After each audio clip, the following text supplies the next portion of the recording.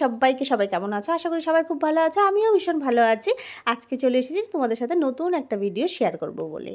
Video শুরুতেই তোমাদেরকে জানাই, এই যে আমি তোমাদের সাথে আজকে যে ভিডিওটা শেয়ার করছি, সেই ভিডিওটা কিন্তু আজকের নয় বা কালকেরও নয়। এটা কিন্তু গেল সানডের ভিডিও। আমি তোমাদের সাথে ভাবছি শেয়ার করব কিন্তু কিছু ব্যস্ততার কারণে আমি তোমাদের সাথে ভিডিওটা শেয়ার করতেই পারিনি। তো চলো আজকে তোমাদের সাথে সেই রবিবারের ভিডিওটা তোমাদের সাথে শেয়ার করছি। তো চলো ভিডিওটা শুরু করা যাক। নমস্কার, ডিপিসি ফ্যামিলিতে আপনাদের সবাইকে স্বাগত জানাই। ঘুম থেকে উঠে ফ্রেশ হয়ে ঠাকুর পুজো দিয়েই সোজা চলে গেছি রান্নাঘরে। আমি সানডের দিন কী কী রান্না করেছি সেটা তোমাদের সাথে শুরুর থেকে শেয়ার করতে পারলাম না, কারণ খুব ব্যস্ততা ছিলাম সেদিন। আমি ব্যস্তর মধ্যে ছিলাম, তার জন্য তোমাদের সাথে শেয়ার করতে পারিনি। বাট আমি যা যা রান্না করেছি সেটা কিন্তু তোমাদেরকে দেখিয়ে দিচ্ছি। ডাল হয়ে গেছে, এদিকে ভাজা করে নিয়েছি, আর ওদিকে তো মাছের ঝোলটা বসিয়ে দিয়েছি দেখেছ। আর এখানে আছে ডালের বড়ি দিয়ে লাউ ঘন্ট করেছি। তো এটুকু আজকে আমার দিনের বেলায় রান্না। আর রাতের জন্য এখানে নিয়ে এসেছে আমার শ্বশুরমশাই খাসির মাংস।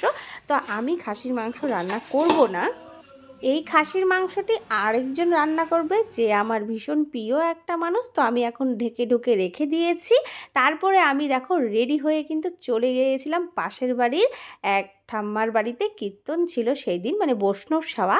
তো সেখানে আমার নিমন্ত্রণ ছিল, তো আমি সেখানে চলে গেছি, গিয়ে গপুকে দর্শন করে নিয়েছি। তারপরে আর এখন হবে হচ্ছে ভোগ আরতির কীর্তন, তো তোমাদেরকে দেখাচ্ছি।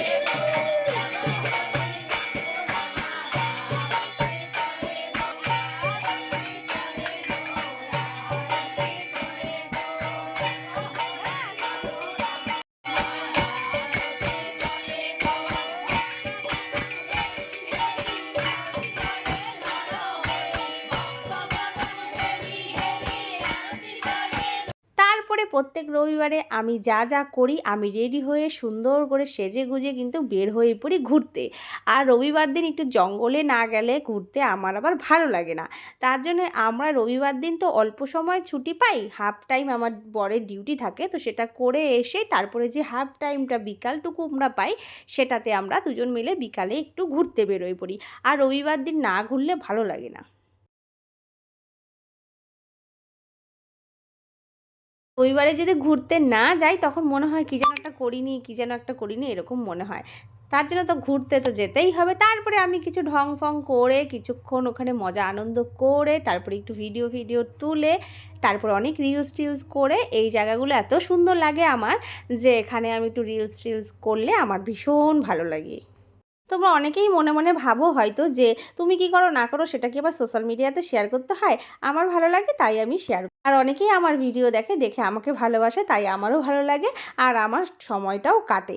চলো রাত্রি হয়ে গেছে, এই যে চলে এসেছে আমার প্রিয় মানুষটি, সেটা হচ্ছে আমার মাসি শাশুড়ি।